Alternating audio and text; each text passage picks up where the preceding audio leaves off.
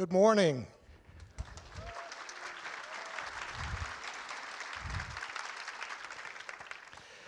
So I'd like to talk to you this morning about paradigms. And I'm going to warn you that I'm going to be giving quotations from smarter people. These are people who I have never met. Most of them are dead.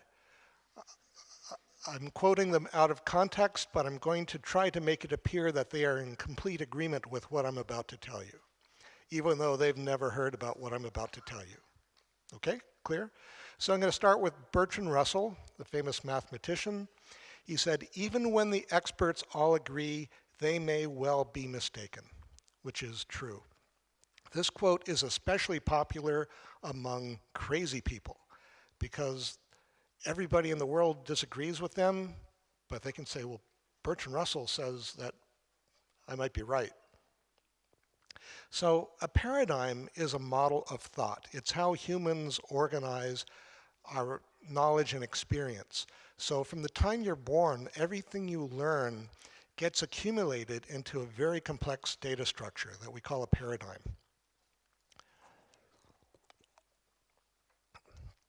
And that's how we think, and it's a really powerful thing. And the machines haven't figured out how to do this yet, but we've been doing this for a long, long time. Unfortunately, it's not a perfect system. So it suffers from confirmation bias, that if some information comes in which is not compatible with the structure that we've already created, then we're inclined to reject it.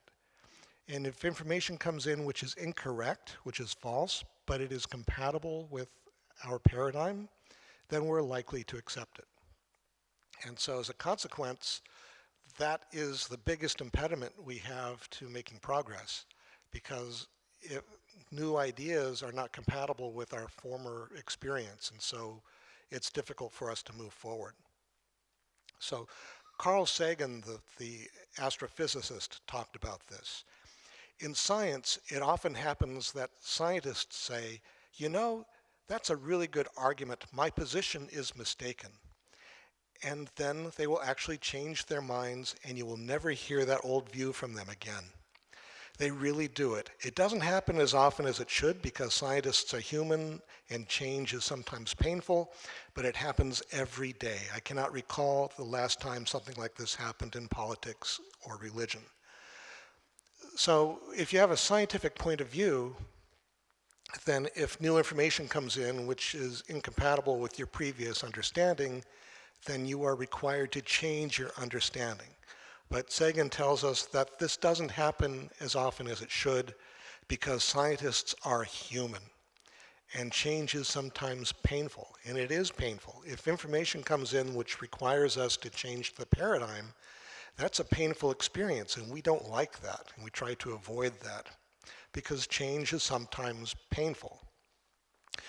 That pain can be manifested as confusion, that if we see that something is true but it's incompatible with the way we think, that's a difficult thing. Sometimes it causes fear, like everything I know must be wrong, and going through the process of relearning everything that I know can be really frightening. It can be a source of embarrassment. So if you're an expert in a particular paradigm and it turns out that paradigm is false, you now have to go out in public and say, everything I was telling you before was wrong because I figured out this new thing. That can be a very difficult thing to do.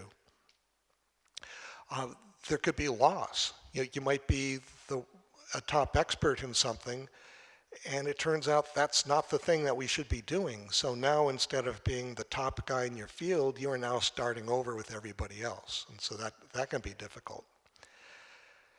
And so it can trigger a fight or flight response that sometimes when people are confronted with the new paradigm, they will attack the proponents of the new paradigm.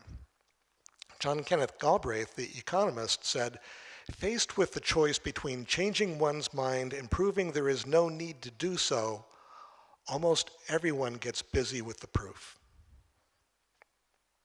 So let's talk about programming. Anybody here do any computer programming? Anybody? Yeah, so computer programmers, we think that we're smarter and better looking than everybody else, right? We've got brains so much better than other people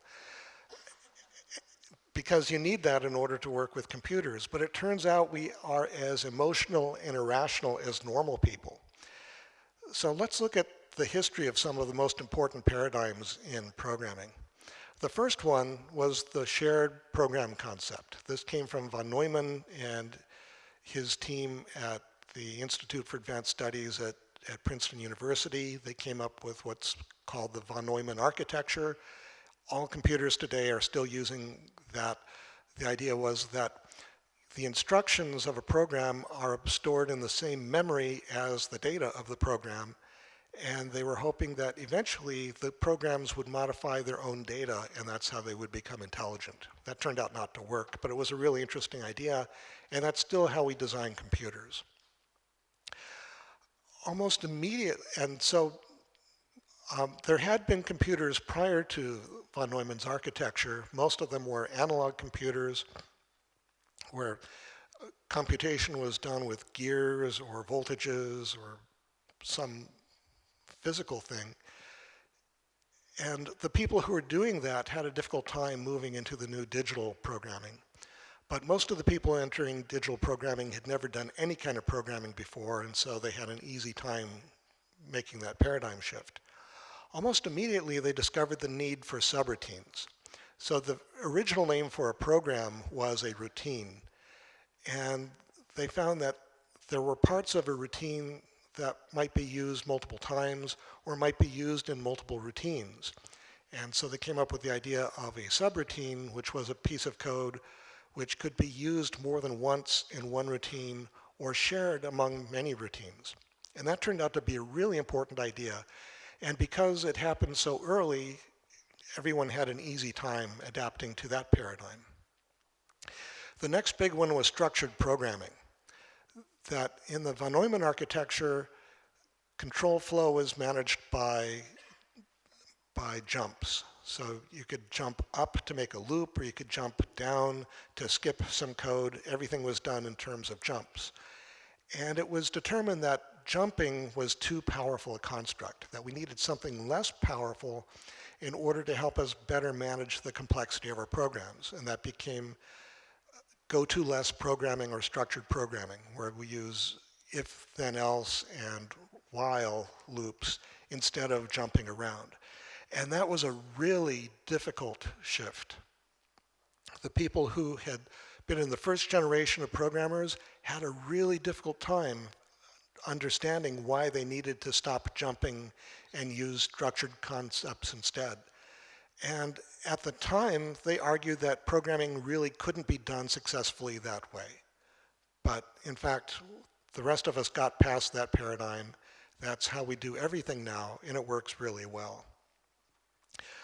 The next paradigm shift was methods, object-oriented programming. And this was a difficult one for a lot of people as well. And that's why the first major object-oriented programming language was C++. And it was popular mainly because you didn't need to understand what object-oriented programming was in order to use that terrible language. So you could pretend that you're doing object-oriented programming and not be doing any object-oriented programming. The shift that we're going through right now is higher order functions. I think this is the best idea in the history of programming. It's where you have a function which can take functions as arguments and return functions as results. This is something that was discovered in the scheme language. This is brilliant. Everybody should be all over higher order functions because that's the best way to use languages like JavaScript. The most interesting thing about JavaScript was it was the first mainstream language to be able to do this well. And today, almost all of the languages can now do this following JavaScript's example. So if you're not doing it yet, that's a paradigm shift you need to make. Now, there's some people who think that the next paradigm shift is going to be pure functions. This is something that comes out of the Haskell community and some other languages where they're using the metaphor of mathematical functions. So a mathematical function isn't really about computation, it's about mapping values from one set to another. And in pure functions, there is no state, There is no mutation, it's just pure computation. And there are a lot of really good things about that model. You get a much cleaner programming model, it's much easier to debug, it's much easier to make parallel. And so there's some people who are advocating that it's pure functions everywhere. And I'm not sure about that. I think it's going to be instead a hybrid approach that we're going to want to be as pure as we can, as often as we can, but ultimately not everything wants to be pure. Now, this could be me just not recognizing the next paradigm, but I think that's not it because the universe is not pure. And the programs that we're writing have to interact with the universe. And so things have to change. An account balance cannot be a constant. Things have to be able to change, and so some mutation is absolutely necessary. We want to have as little mutation as possible, but ultimately some mutation is going to be required. Max Planck, the physicist, said a new scientific truth does not triumph by convincing its opponents and making them see the light, but rather because its opponents eventually die and a new generation grows up that is familiar with it. So in all of the paradigms that I showed you earlier, it took a generation to get past the structured programming thing. And it took a generation to get through the object-oriented programming thing. And the reason these things take a generation isn't because it takes that long for people to change their minds. Most of them never change their minds. We have to wait for a generation of programmers to retire or die before we can make progress on the next paradigm. Planck said the same thing much more cleverly. He said, science advances one funeral at a time. So, you need to look at yourself and think, am I part of what helps us go forward, or am I part of what's holding us back? So we have this idea that, particularly in our profession, that we're always talking about innovation and how we're just waiting for the next discovery and then we'll all leap forward. That's not how it happens. Progress waits not on discovery, but on consensus. That often the ideas that are the next paradigm have been around for a long time. It just takes a while for us to all recognize and agree, yes, that's the way we're going to go forward. So these are some things to look for when there is confusion about a new paradigm. The first thing we want to do is shoot the messenger. If there is someone saying, this is the new paradigm, this is what we should be doing, boom, we get that guy, shut him up and get him out of here. You hear a lot of arguments like this. I do not understand how X can be true, therefore X cannot be true. Except that statement's completely false. This statement says nothing about X.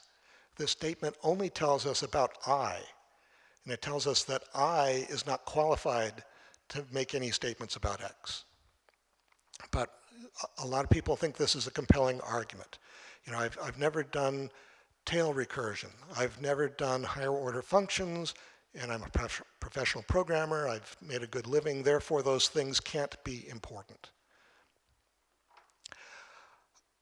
There'll be violent disagreement with irrelevant details. They'll look at something in a description of the new paradigm and go, that's not true, and ignore the important stuff and just look at this one extraneous thing and say, that's enough to reject the whole thing. Or they'll find any sort of imperfection and say that invalidates the whole thing. And if that doesn't work, then they will distort what they, I think what you said is this, and what I just said you said is wrong, therefore you're wrong. We see a lot of arguments like that. Sometimes we'll see partial adoption. We saw this in object-oriented programming, where recognizing that the new paradigm is taking over, they will do things which look like the new paradigm, but actually are not yet the new paradigm. And sometimes we'll obsess about performance. We'll look for a case where the new paradigm does not perform as well in some case as the old one, and therefore we reject the new paradigm, even if it turns out that that case is irrelevant, even if it turns out that that case is not true. William Wolfe, a computer scientist, said, "More computing sins are committed in the name of efficiency without necessarily achieving it than for any other single reason, including blind stupidity." I'm very happy to report that William Wolfe is still alive. He's the only person I'm quoting today who is still alive. That was brilliant. And he said that, I think, 20 or 40 years ago. This is a really old quote, but it's still remarkably true. So one thing that we're all really excited about is the new shiny object. Whenever a new shiny object appears, a new library, a new framework, a new feature in a language, we all get really, really excited. But the shiny new object is always part of the old paradigm. If the shiny object were a new paradigm, we would be suspicious of it. In fact, it is very difficult to distinguish a new paradigm from a really bad idea. We just can't tell the difference. Sometimes we'll adopt something thinking it's a new paradigm and it's XML. Oops. And sometimes we'll reject the new paradigm even though it's a really good thing, which is much more common. So has anyone ever heard of JSON? Anybody? A couple of hands went up. So XML became the dominant data interchange format in the industry. And I looked at it and said, this is way too complicated. I just want to communicate between a browser and a server, and that's just way, way too much work. I want to use JavaScript object literals instead because it'd be so much easier. And the XML community hated me. They wanted to kill the messenger. And they came up with all these reasons for why JSON couldn't possibly work. And it turned out all of those arguments were completely wrong. And because they were invested in the old paradigm and they reacted the way everybody does when faced with a new paradigm. Now, normally it takes a generation for this stuff to turn over, but JSON beat XML in just 5 years. So it didn't take a generation. We were able to do it really quickly. And the reason we were able to was because of you. So when the web started to become interesting and we started writing web applications in JavaScript, suddenly a lot of people came into web development for the first time. And they had no experience with XML. So when they were shown how XML works, they said, well, obviously that's bad. What else you got? They said, well, there's this JSON thing, and you didn't go, all right, we'll do that. And so that's how we're doing it. So that's an example of a paradigm shift that we're able to do very quickly. Most of them are not that easy. So I want to finally get to the point of this talk, which is the next paradigm. So before I show you the next paradigm, let's review the old paradigm. The old paradigm is sequential programming. This goes back to the von Neumann model. It's the way we've been doing programming since the beginning, going all the way back to Fortran and even earlier, where we have one machine and we have one program, and that program runs that machine doing one thing after another until it's done. That's not how we do things anymore, right? The world is totally distributed. We have lots of machines, and the program doesn't run in one place. Generally, it runs in lots of places. It's not even just a client-server thing. The server might actually be in many parts, and the client might actually be in many parts. So the next paradigm is going to be asynchronous message passing. I think it's asynchronous message passing because this is how the universe works. Right? That's what the internet is. The internet is a medium in which we can asynchronously send messages from one machine to another, and that's how we lay out the whole world. So in asynchronous message passing, we'll send a message from one process or system to another. The sender does not wait for a response. The sender can continue doing whatever processing it needs to do, either computation or sending messages to other systems or responding to messages from other systems. The sender is free to do more work. Every receiver has a queue or a mailbox that holds the incoming messages, so we have some kind of message ordering. The messages will be handled one by one, and they're shared nothing. So often for performance reasons, we'll try to share memory, but we found that works really badly, that it causes race conditions and deadlocks, and it turns out it doesn't scale that well. The universe is totally distributed with nothing shared from one machine to another, and that's the model we should get used to, because we're going to be doing more and more of that as we get more and more distributed into the cloud and whatever is bigger than clouds. So if this sounds at all familiar, like if you think this sounds like the actor model, you're right. This is in fact the actor model. The actor model was discovered by Carl Hewitt at MIT in 1973. So this is not at all a new idea. It's been kicking around for a long time, but finally we're starting to recognize this is in fact where we should have been all along. And it's the internet that's forcing us to look at this paradigm. You might also look at post-message and say, well, that seems like that. And in fact, you're right. Post-message came from Google Gears and is now incorporated into browsers and other places. And it has the idea where we can send a message into another process and allow it to do its stuff. Unfortunately, that model lately is starting to get contaminated. People want to have the shared something, again, because of the idea that they're going to get better performance, but in fact, that's going to break a lot of stuff. It's going in the wrong direction. And Node.js is an example of this. In fact, it's called Node because the idea was that you're going to have a network with lots of nodes in it, and Node is an operating system which allows all of these separate machines to run useful stuff and communicate with each other. That node was not intended to be the center of the universe, which is the way most of us think about it. It was just intended to be the way that we start distributing our work. So we're starting to make progress on the new paradigm, which is really good. But we're not quite there yet. And we're not there because we're still strongly clinging to the old paradigm, and that is slowing us down. So, for example, RPC, remote procedure call or remote method invocation, tries to have the synchronous paradigm in a distributed environment. So I have a program on one box and it tries to call a program on the other box, and this one stops, it blocks, it freezes until this thing is done. That is not the asynchronous distributed programming model. We see it reflected in HTTP, the Hypertext Transport Protocol, which is the thing that drives the web. It's the same idea, that I want to request a document, so I send a message to another server, and I wait.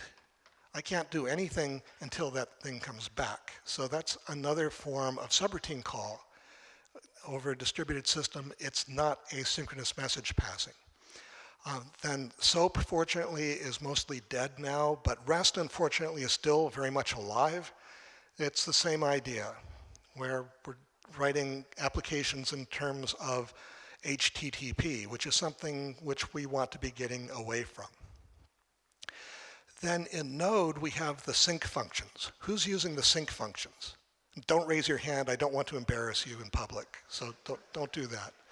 Don't raise your hand. Don't use the sync functions.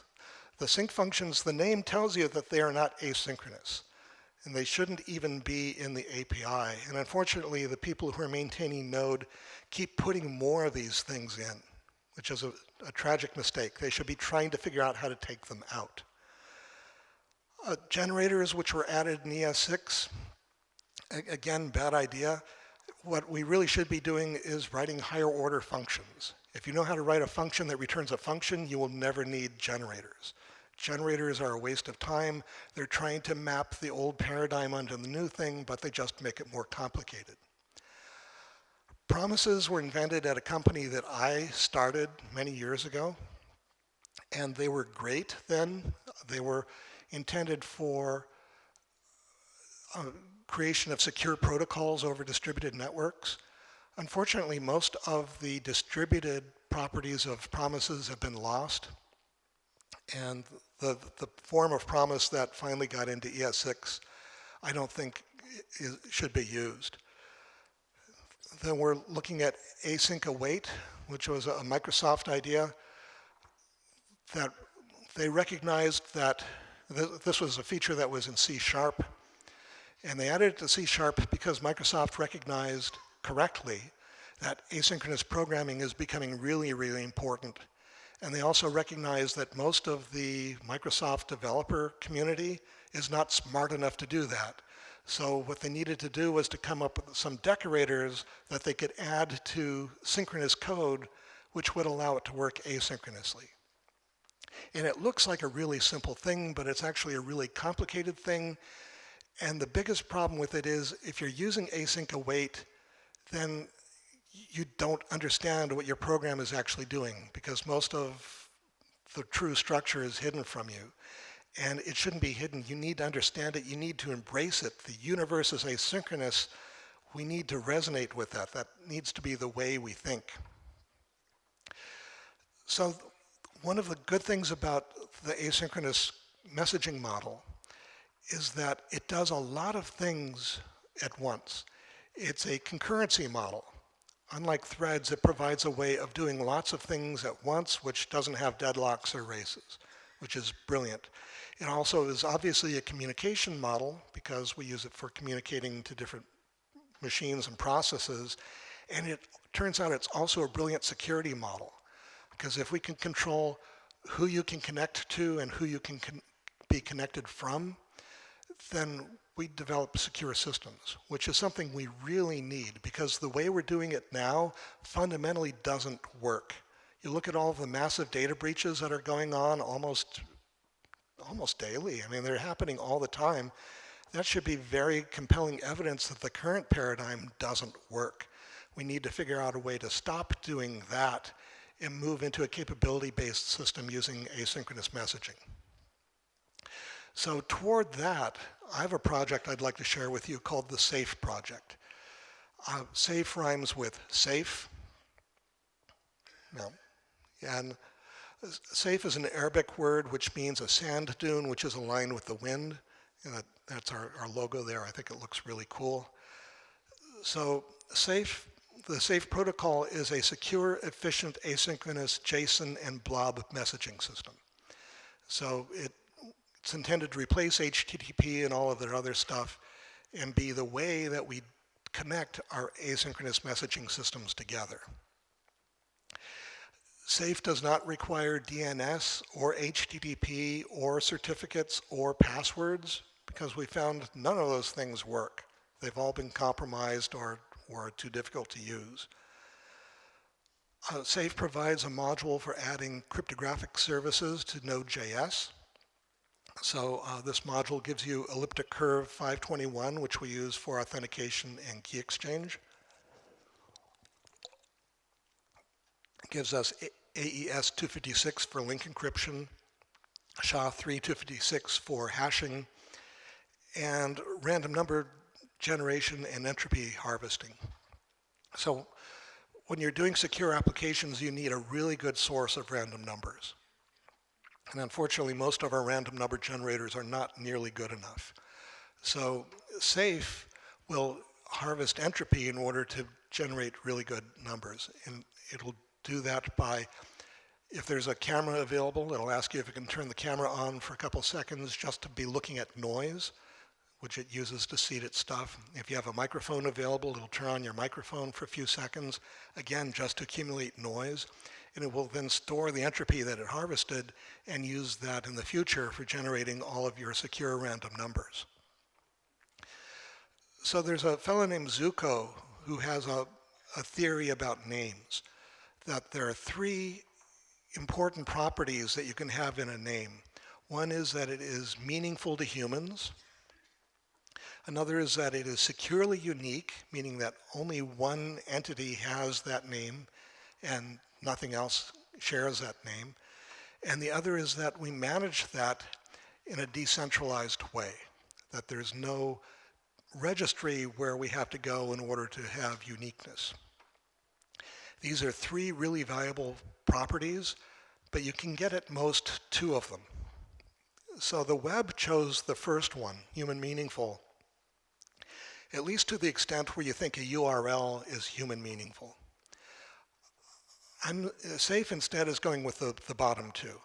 We want the names to be securely unique and decentralized, which means we don't have to trust a third party to issue the names, that you will create your own name and you'll do it in a way which guarantees your security and its uniqueness. That only by doing it yourself, for yourself, can you be sure that your identity will not be compromised. So we're going to be using elliptic curve 521 public keys as unique identifiers. That means you'll generate a random private key, and we'll use that to then generate a public key, and that becomes your identity to the network. The safe protocol will be secure JSON over TCP, which, TCP is one of the smartest things ever invented in the history of humanity. It's really, really good stuff. And it wants to do sessions. And then we put HTTP on top of it, which wants to be sessionless. But it turns out all of our applications want to be session full, and so we have to add stuff on top of HTTP in order to make that work, cookies and other crap. So that turned out to be a bad idea. So let's just get rid of that and go back to TCP. So we run secure JSON on top of TCP, and that gives us everything we want, and it costs a lot less. So I want to show you the handshake that we use to set up a safe session. So before I do that, I just want to show you the notation that I'm going to use. So I've got a symmetric cipher where I do a symmetric encoding of a plain text, and that gives me a ciphertext, and I can use that same function to reverse it and recover the plain text. And then we've got the asymmetric, or the public key operations, where if I have the public key, I can obtain a ciphertext, and if I have the private key, I can get the plain text. Okay? Everybody okay with my notation?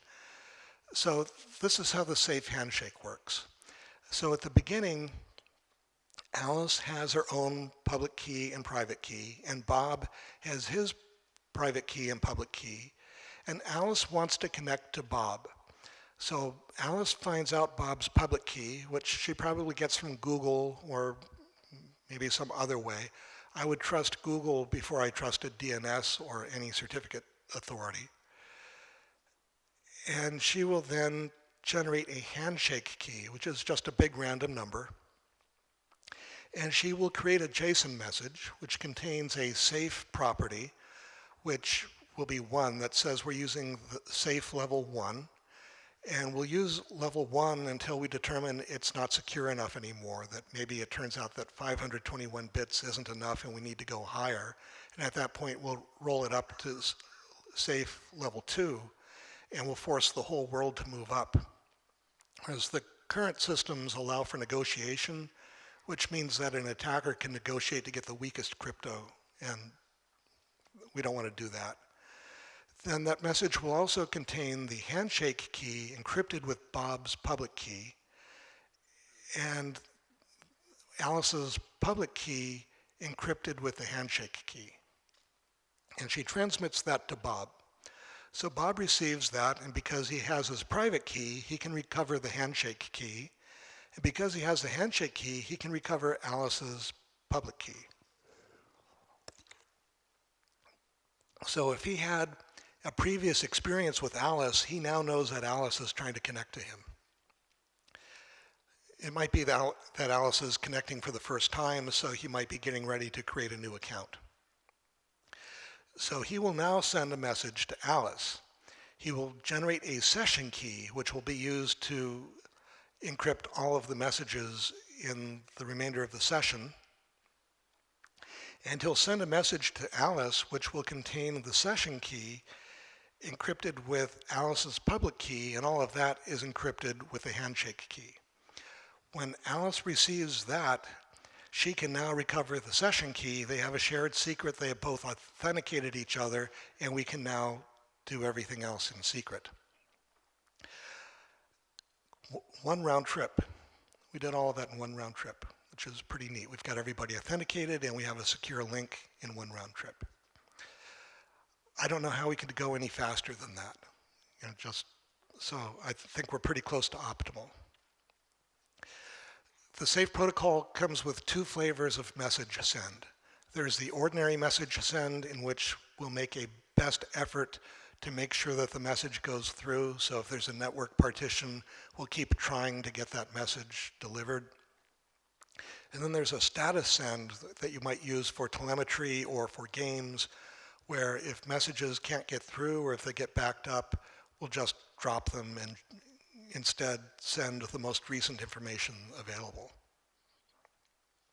SAFE will have the ugliest URLs that you ever saw. We only use them once in order to set up a new connection. So, your banker might give you a QR code which has something like this encoded in it. You use that and boom, now you're in the SAFE world and you'll never have to do that again. So making secure systems is really hard, and it's really important that the SAFE system be secure because everything else wants to be built on top of it. When you're trying to make software in general, you have the problem that does it do what it should? And it turns out with software, that is always really hard. But when you're trying to make secure software, you also have to make sure that it doesn't do what it shouldn't. And that's much harder, and it's virtually impossible to test. And initially, no software is secure, so I'm pretty confident that we've got problems that we haven't seen in the SAFE system yet, but only a minimal approach can produce software that is eventually secure. You can look at HTTPS, which we've been doing for over 20 years, and we're still seeing major security problems in it on a routine basis, that it does not seem to be converging on something that's secure. But because SAFE is so simple, we're confident that eventually it does converge on something that is secure. So there's nothing new here in the SAFE project. This is just implementing stuff that's been around and in the literature for a long time. The goal of the SAFE project is to provide safe and efficient relationship management on the web. And there's still more work to do, and I'm hoping that I can trick you into doing some of it. So we need to port SAFE onto other platforms. Right now it works on Node, it's ready to work, so we can connect Node systems together very effectively. But we also want to be able to connect to Java, we want to connect to Unix and iOS, even to Windows. And then we'll want to be developing frameworks that use SAFE. Frameworks and packages and programming languages, things that want to be doing asynchronous distributed programming. And eventually we'll want to figure out how to get this stuff into the browser as well, so we can get rid of HTTP entirely and be working just in the SAFE system. So if you're curious about SAFE, you can go to safe.place. That'll direct you to GitHub where you can get all the software. So that's it. So the next paradigm, I think, is going to be asynchronous message passing, because that's how the universe works. I can't see any other way of getting to where we all know that we need to go. Thank you very much.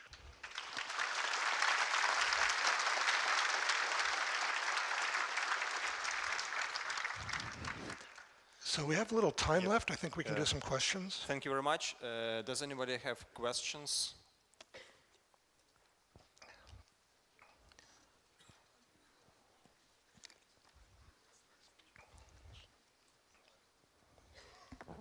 Hi, thank you for presentation. It was very interesting. The question is how SAFE is better than TLS? I'm sorry, how is what?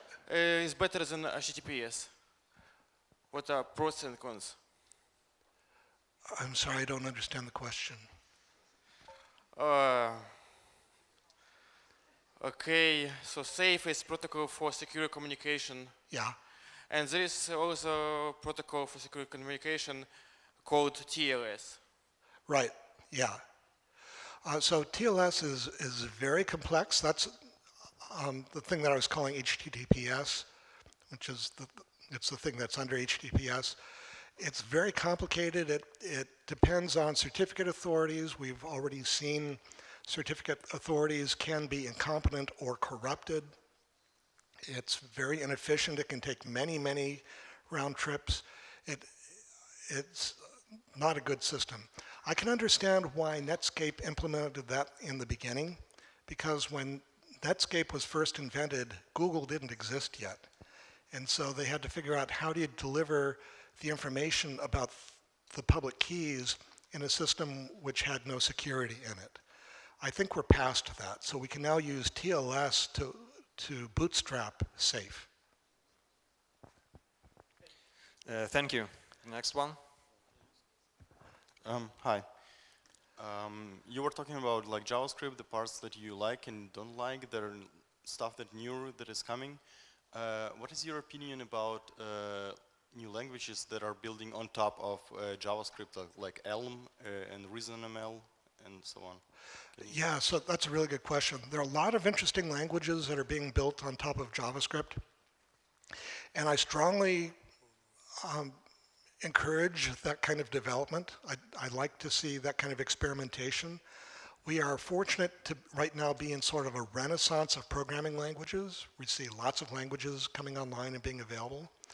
That said, I don't recommend using any of those languages in production. I think it makes a lot of sense to use them for research, to use them for education, to use them for personal projects maybe. Don't put them into production. And, you know, a couple of years ago, everybody was all excited about CoffeeScript. Go, yeah, CoffeeScript.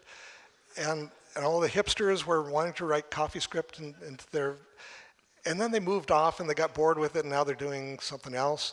And those companies now have all this CoffeeScript crap that they have to maintain, and there's nobody who wants to do that anymore. So, yeah, don't do that.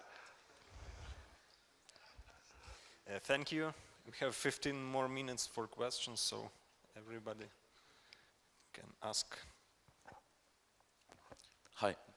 Thank you for your speech. My question is, sometimes you need to change to generate new certificate. What will be with the service previous name and users who want to communicate with you? How we can prove that it's still that is my service, something like that. Right, so clearly there's going to be a bootstrapping process. If you're meeting in person, then I can give you my public key and then we're good. But I didn't know that you are you. Right, and so we need to bootstrap. Okay. So and maybe we begin the bootstrap on Facebook. I don't trust Facebook, but you know we only have to do it once and then we're okay. So eventually we'll get past that. And once SAFE gets established, then we'll do everything in SAFE. And so we'll start doing introductions in SAFE. But it's still some centralized point. No, In first step. maybe for the first step.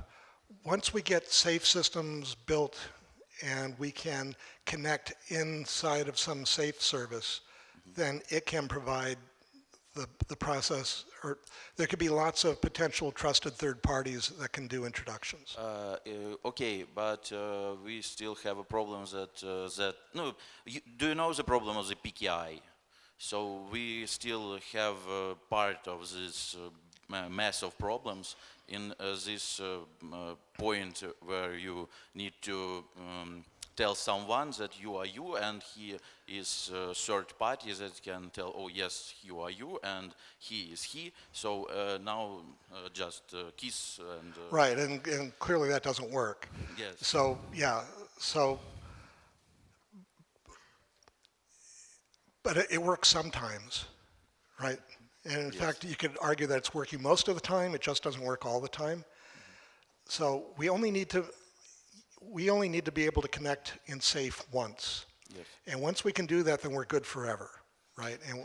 And so In this point, yes, it's better than PKI. yeah, Thank so you. I so understand. I'm hoping that we can leverage on TLS, and eventually then we can say we don't need TLS anymore. Yes. Okay. Thank you. Thank you.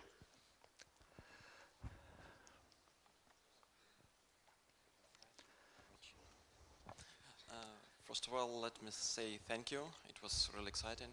And I have a question more not about the paradigm, but about the JavaScript. Thank you. As far as I understand, you say that the paradigm will be changed with asynchronous calls. But how do you think what the most important change will be on the JavaScript? What will change JavaScript in the next few years most of all? That's a really good question. I keep hoping that they'll stop changing it.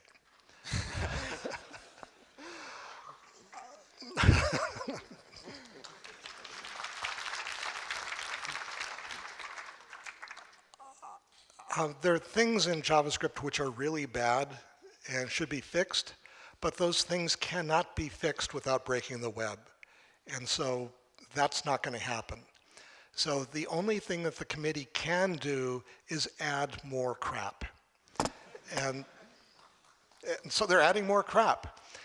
And mostly they're looking at features in other languages and going, oh, that's cool. And so they look at the new shiny thing and say, let's add that to JavaScript. But they're not looking at it as a system. You know, does it all compose well, and does it all encourage good practice? And it doesn't. It kind of confuses. And some of the things like classes in JavaScript encourage really bad practices, right? That they encourage people in JavaScript to pretend that it's Java or C#, which is a terrible thing to do. That JavaScript is actually a better language than those languages, but it's not better if you're using it like it's those other languages. So all we can do is make it worse. And so that's what we're doing. Then I have to ask the second question. How do you think, should we ruin the old web to make JavaScript better? Oh, great again. Yeah, thank you.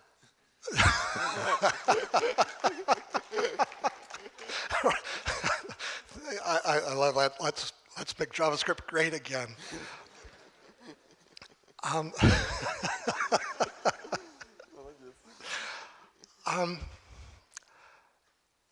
JSLint. JSLint is the great part of JavaScript. So, do that. Okay, thank you. Thank you very much. Hi, thank you for your speech.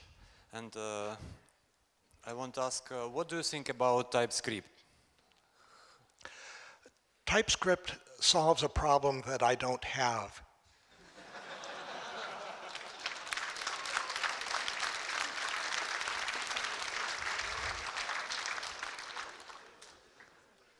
Other than that, it's great. Thank you.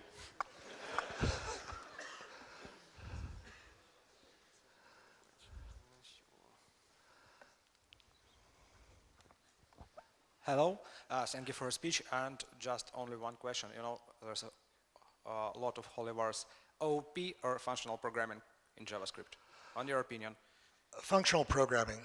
So functional programming has its roots in 1958 with John McCarthy and Lisp, but they don't get it right until Scheme in 72 or 3. And that's when they first discovered functions as first-class objects with lexical closure, which I think is the most important discovery in the history of programming. And like all of the really important discoveries, we paid no attention to it for 40 years, and now finally it's becoming important, and it's becoming important in JavaScript. And I think that's the current paradigm that we should all be getting competent in. We should all be understanding functional programming. It looks really weird and exotic, and I think the new fat arrow functions actually make it worse. The hipsters really like it because they didn't have to type the word function. You just got the, but it kind of obscures the functions. I think it makes them, they look too much like comparison operations, because it's made out of the same letters as less than or greater than. And so I think we got the syntax for those wrong, but you can still use the old function expressions and those work just fine. But getting the idea of functions that return functions and the power that comes from that, everybody should be figuring that out. That's really good stuff. Thank you. Let's ask a few questions from another side.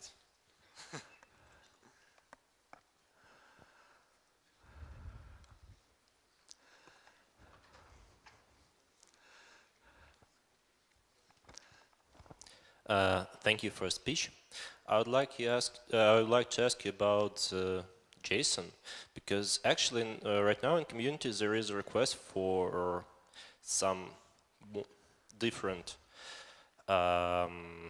way to data structures like TOML, like JSON 5, because people don't like the lack of comments, people don't like the quirks that they need to pass and other stuff. Someone don't like the structure. How do you think either are that all are bad ideas, or maybe there is really something that we could make better in JSON? So I'll talk more about that this afternoon, but to answer your question directly, JSON cannot be changed because I did not put a version number in it. And so there's no way to change it without breaking everything. Yes, it's a problem. No, that is the best thing about JSON. Because it means it's stable, and we give way too little value to stability. So every level of the stack is probably going to change over time except the JSON layer. JSON will always work the way it does right now. And I can't imagine any feature you could add to it which is more valuable than that. We don't give that nearly enough credit. Now, JSON was not intended to be the last data interchange format, and clearly it's not ideal for every application, so make another format. And stuff in it everything that you think you need, just don't call it JSON. Whoever's going to invent this next format, I hope they demonstrate enough creative genius that they can come up with an original name for it.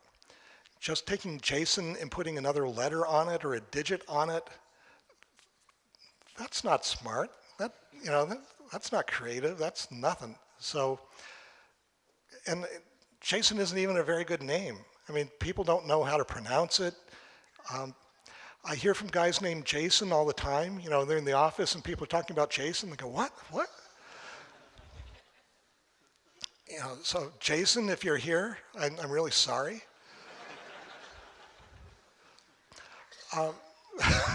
Thank you, Jason. So yeah, give it a different name. There's nothing preventing you from coming up with a new thing and making it better. That's the way we should be doing things. Make a new thing that's so good that we don't want to use JSON anymore. I don't think you can do that, but go ahead. Thank you.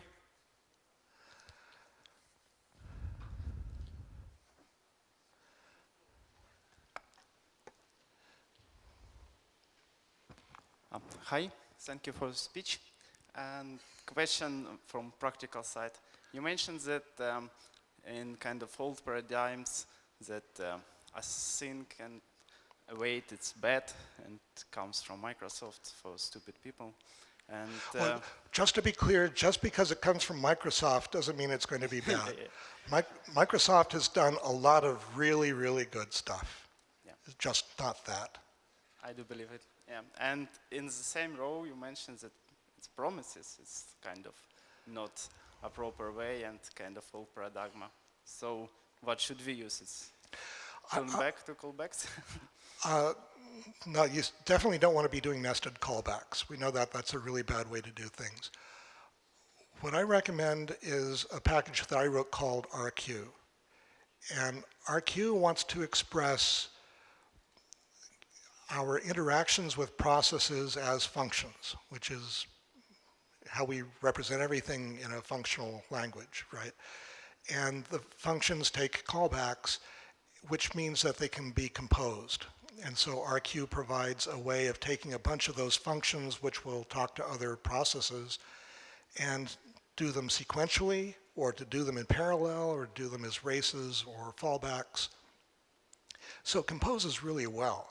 Whereas if you look at the code which is written using promises or async await, you see a lot of logic tied up with the flow control. And it's all messed up together. Whereas you want to separate it. You want to have the stuff which is talking to the services be completely distinct from the thing which is deciding what happens next.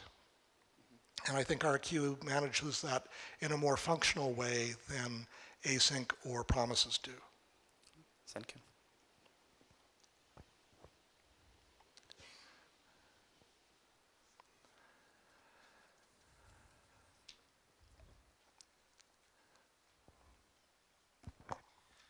First of all, I want to say thank you not for a presentation, but for a JSON, because it's something really great for us. And next question, as I can see, you like functional programming and so on. And what your opinion about reactive programming and this, let's say, hype of RxJS in React, in Angular frameworks and so on? Is it something good? And as we know, we even have some future feature, native observer in JavaScript. Maybe it's a good direction. Do you mean observer or observable? Reactive programming and actually the connection with observer and observable. So is it a good thing and is it a future for us? I hope not. I don't think either of those need to be in the language. I like people who figured out how to exploit the power of functions just in functions. I like that stuff a lot. I don't think that necessarily needs to be built into the language itself. In some cases, you've got some party who has an idea and they want to impose their will on everybody else, and so they want to get it into a standard. And I don't think we need to be doing that. I think the language should be left sort of vanilla, and then you get to choose whatever packages you want to put on top of it. Thank you. We have time for a few more questions.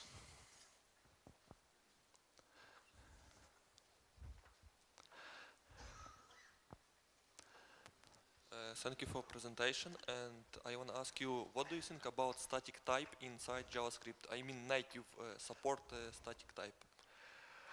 Yeah, so when you're talking about static typing, do you mean TypeScript or No, adding it to the language? Native support. If in the future someone add native support static type inside JavaScript. I think that'd be a really bad idea. If you want to make a new language with static typing, which is just like all of the old languages, that's fine. You know, let's make new languages that look exactly like the old languages. But I don't think we need to be adding more crap to JavaScript.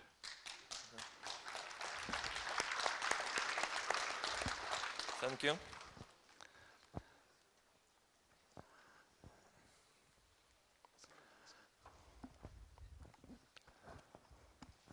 Hi, I have a bit of philosophical question. Do you think in the future, you talked a lot about security, in the future we cannot reach the full security because there is always some kind of corporation, they would like to read what you sent between the Alice and the Bob, and always there's a government who would like to also read what they talked with each other. Thank you. Yeah, so that's a problem with the safe system because it doesn't allow governments any way of getting in between Alice and Bob. If Alice and Bob can somehow, if one of them can communicate their public key to the other, which they can do in public, there is no way that anybody can get in between them. The safe protocol does not allow for any form of man-in-the-middle attack. In order to get in the middle, you need to have both private keys. So, so far, none of the governments have tried to suppress SAFE. NSA has not talked to me yet. So pull it off of GitHub while you can, and we'll go from there. But yeah, there's no affordance for government or law enforcement. There are no backdoors. There's no way to break the protocol. If Bob and Alice want their stuff to be secret, it stays secret, and nobody can get in the middle. Thank you. And the last one? Yeah, hi. My question is, what do you think about transpilers like Babel? So if you would create a new project, would you just use ECMAScript 5? Or will you use new features with transpiling? What do you think about Babel, for example? I don't use it. The browser makers have gotten pretty good about implementing ES6. There's only one important feature in ES6 that hasn't been fully implemented yet, and that's proper tail calls. And I hate that Microsoft and Google have not done that yet. Apple has done it, so hooray for Apple. But I hope the other browser makers will hurry up and get that done. I don't see much value in most of the other new features that I want to get a preview of it by going through a transpiler.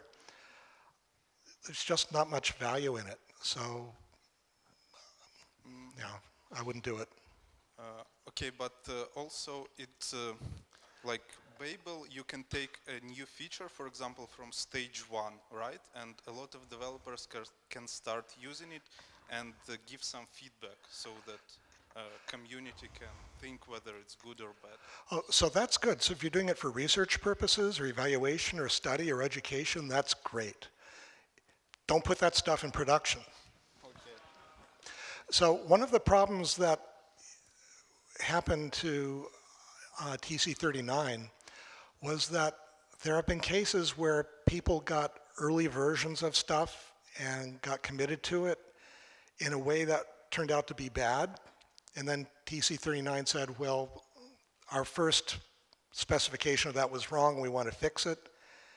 And they couldn't, because people were already committed to the thing, years before it was actually ratified. So I don't know what the solution to that is, but sometimes if we get too many people excited about something too early, it means that we never get a chance to make it good. Yeah, thank you. So the rest of the question you may ask at the Experts Corner in just 10 minutes. Thank you very much. Thank you.